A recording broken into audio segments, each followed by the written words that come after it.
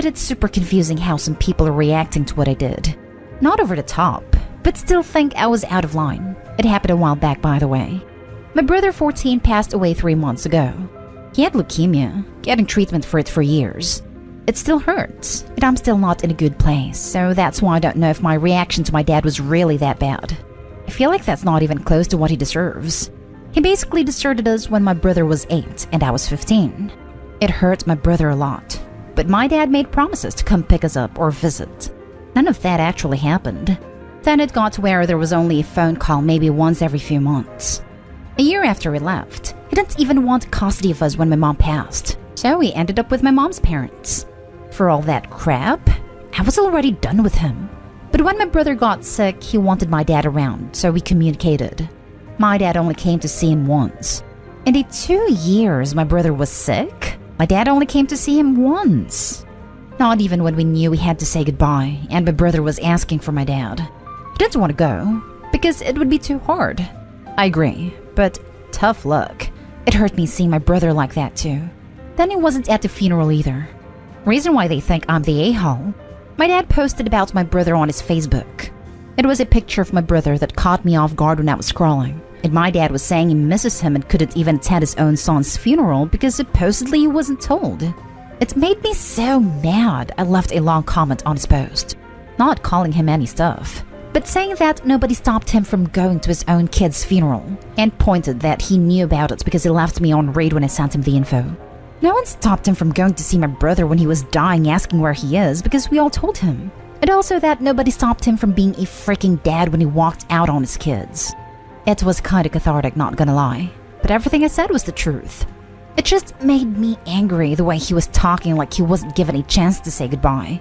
My dad messaged me privately.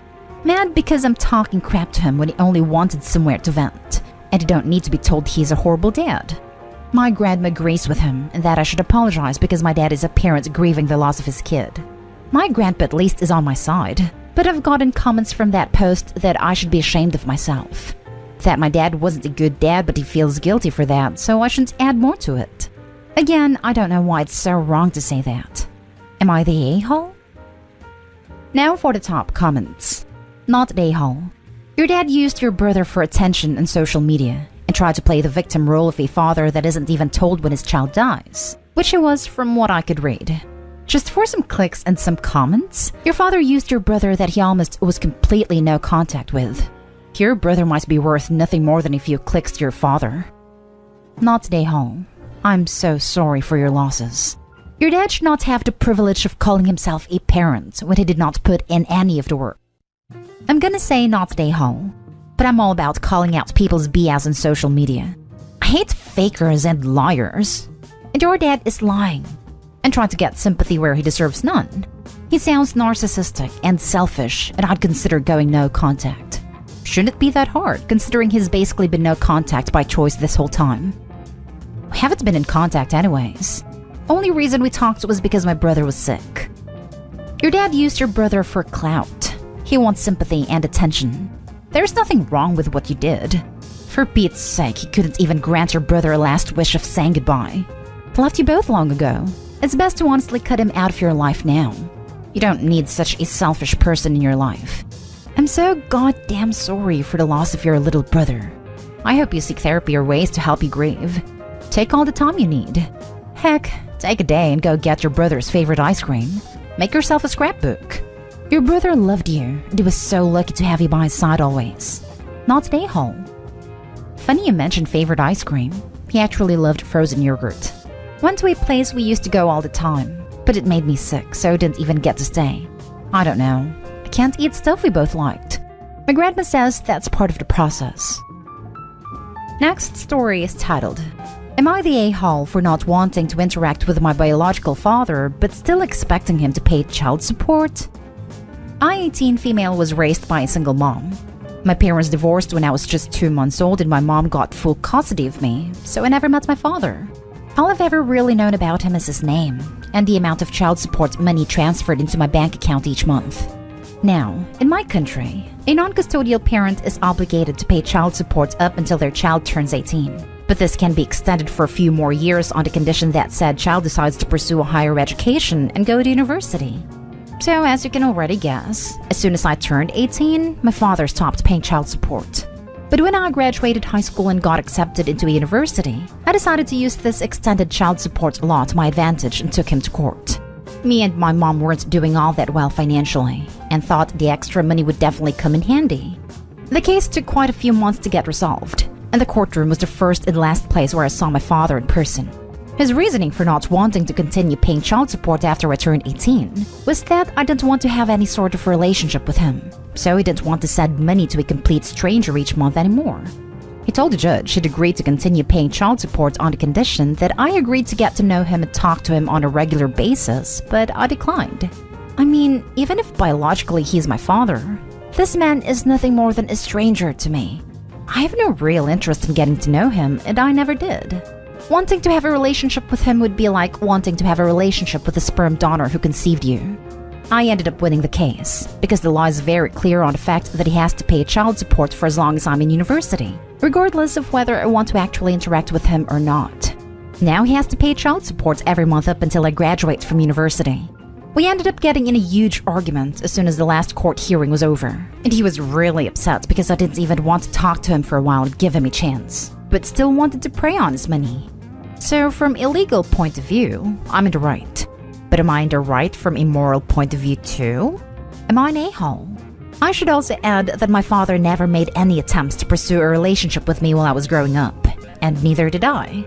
My mom never actively tried to get me to meet him, but at the same time she made it clear that she was always open to talk if I wanted to know more about him, and ready to answer any questions that I might have had. Except that, well, I never really had any questions to ask her and was never really interested in him. She also never badmouthed my father and never tried to stop us from meeting each other, but neither of us ever made any sort of attempt to do so. I don't think he's a bad man, but I don't think he's a good man either. He is just a stranger who didn't want to be involved in my life, so I don't want to be involved in his life either. I don't resent him. I have no reason to. It's just plain old disinterest both on my part and his. Not a home. You didn't ask to be born, and you certainly didn't ask to have an absent father. You're the kid here. He has obligations. You do not. Good luck with school. But she's asking about the morality, not the legality. And morally, she's the a-hole. Not the a-hole. Law is clear. He had 18 years to build a relationship and declined.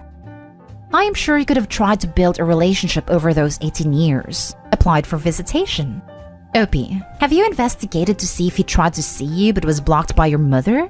Make sure there isn't information on this being hidden from you. Also, why are you so sure you would have refused to see him as a child? Did your mother heavily influence him against you? My mom was always open with me while I was growing up and never tried to block him from trying to contact me. This was even confirmed by my father himself. He was just never interested in getting to know me up until now, and I wasn't interested in getting to know him either. Why am I so sure I would have refused to see him as a kid? I mean, I was perfectly happy with the family he had, which was made up of my mom and some other relatives, so I just had no interest in knowing more about my father. I didn't resent him or anything because I wouldn't have had a reason to. It was just plain old disinterest, both on my part and on his part. I've seen some men do this before. They don't want anything to do with the child, but once the child is grown, they want to connect and play the role of dad to someone that doesn't want or need it any longer. No, you're not an a-hole. He had his chance to connect with you. You're right. He's essentially a stranger to you. Next story. Am I the a-hole for going to college out of state without my stepfather's permission? My stepfather and I have never had a very good relationship. We can't seem to agree in much of anything, but I am very non-confrontational and try my best to make him proud to avoid arguments. The one topic that I have never been willing to compromise on is college. I began talking about college during my freshman year of high school, and from the get-go, the topic was unwelcomed.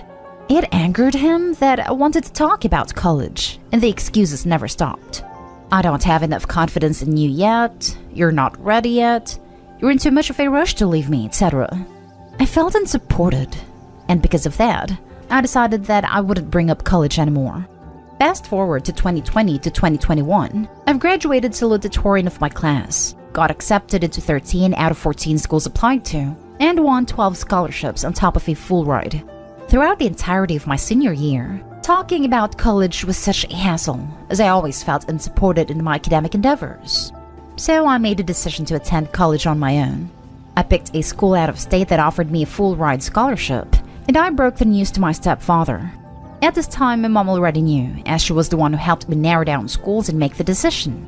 He didn't take the news well, and since May when I told him, every day there has been another argument. I've now been told that I am the worst thing that could happen to a man like him, and that because I've decided to go to school without his permission. I am doomed to be a lesson for my younger siblings about what happens when you don't work together. He has even blamed his relationship issues with my mom on me and my decision to go to college. I feel terrible about it, but I know that it was the only way I could attend school, since no matter what, he would have never supported me. I've tried telling him that I feel this way, but he never seems to listen. Instead, I get the guilt trips off, "I guess I love you more than you love me," and "Why are you in such a rush to leave like I'm a bad guy?" I just kind of wish he would be proud of my accomplishments and want me to care about my future as much as I do. He says that me going to school is an adult decision that I shouldn't have made alone because it impacts my family. Yet, they aren't paying a dime. In fact, my stepfather says that it is wrong of me to leave only because I would leave more stress on my family because I wouldn't be home to cook, do laundry, and watch my siblings.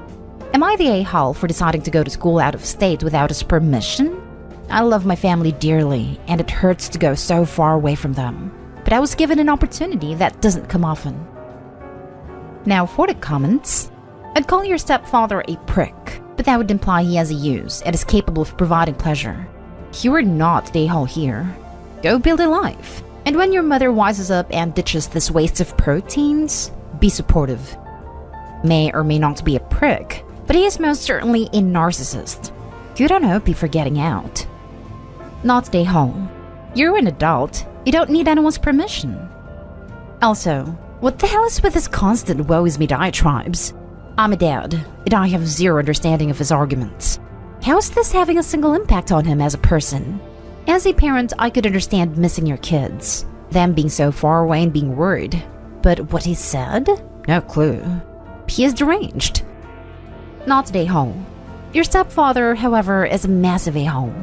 I would consider limiting your future contact with him, as the emotional manipulation from him, "I guess I love you more than you love me," and "Why are you in such a rush to leave like I'm a bad guy," is very concerning. Get out, Opie. Now for the last story. Am I the a-hole for asking for the full inheritance instead of splitting it with my sister? I'm 28 female and she's 32 female. Don't know if that matters. Recently, our father passed away. He didn't really leave any money, but he has a partially paid for condo which I desperately wanted to live in. It's nothing fancy, just a small 650 square foot 2-bedroom place. It's cozy, and I've been struggling with homelessness since my husband and I split. Rents have drastically increased. I'm talking over doubled since I was on my own last, and I can't afford anything. The cheapest one-bedrooms are $1,800 a month and bachelors around $1,500, while after taxes I make just under $2,000. I want to assume my dad's mortgage, which is right around $600 every month. So I asked my sister, pled my case, and she didn't take it so well. She's not hurting for money, owns multiple properties all over the world. I even said that if we can make it, that if anything were to happen to me, she could still get half. I'd want my half to go to my son, which is also the reason I don't want to move somewhere cheaper. My ex-husband lets me visit outside their place whenever I want, but if I had my own place with a suitable bedroom for our son, we'd be splitting costly 50-50. Anyways, sister and her husband have sent me a barrage of angry texts calling me a greedy a-hole. Curious about Reddit's opinion? Please be gentle. Now for the comments before the little update. Gentle, you're the a-hole. Need really has nothing to do with it. You aren't entitled to it more than your sister is. This. Without much of a backstory, it's hard to make a huge judgment. But your sister being more successful than you doesn't mean she has to pick up the pieces. Why can't it be sold as is, and you buy a place with your share of the proceeds? Or offer to buy your sister out of her share? Selling it and selling it now is probably the best plan since so many real estate markets are hot right now. Things may slow into the fall and winter, since they typically do. You would be the a-hole if you don't drop it. She's entitled to her share, irrespective of her financial position. I don't think you're greedy or wrong for asking, but the answer is sadly no. Could you ask to buy her out via payment plan? No, she doesn't want to sell it anyway. She wants to rent it to make profit. And that profit could benefit you because half would be yours. I mean, she says she'll split it. But do I actually think I'll ever actually see any of it? I wouldn't hold my breath. Massive update. I just want to thank everyone who has been kind and took the time to read through my comments, giving me advice. I just wanted to say I've read them. I had a big breakdown last night because I realized I was in way over my head with all this legal stuff. You guys were asking me to look up laws and probate, and just so much stuff I don't understand at all. I was trying and fiercely Googling. In the end, I called my ex. He's a lot more savvy with this kind of stuff, but I try not to intrude in his life. And had a bit of a cry while explaining everything that was going on with my dad's stuff, me being locked out, and just all the other drama with my sister. He said back when our son was born, my dad gave him a copy of his will, since that was also around time my dad started getting sick. Long story short, he found it this morning, and a condo was left to us. There should also be an RESP for my son, and it is signed and notarized by a lawyer. He said it will help me through the process, and that we can contact the lawyer together, and my ex will help explain things to me. Also, as mentioned in the comments, when we divorced, my dad told me he was updating his will, leaving the condo to me. I was not aware this was in reference to the fact that he had previously put my ex-husband in the will, so we both expect there to be a new will. However, I know my ex, and believe him when he says that if there isn't, he won't try to take anything. My spirits have been lifted, and I'm very hopeful this could all work out. I'm already daydreaming of having my son back home with me. Again, thank you so much to those who took the time to give advice. Without your encouragement, I wouldn't have had the guts to contact my ex. Just thank you.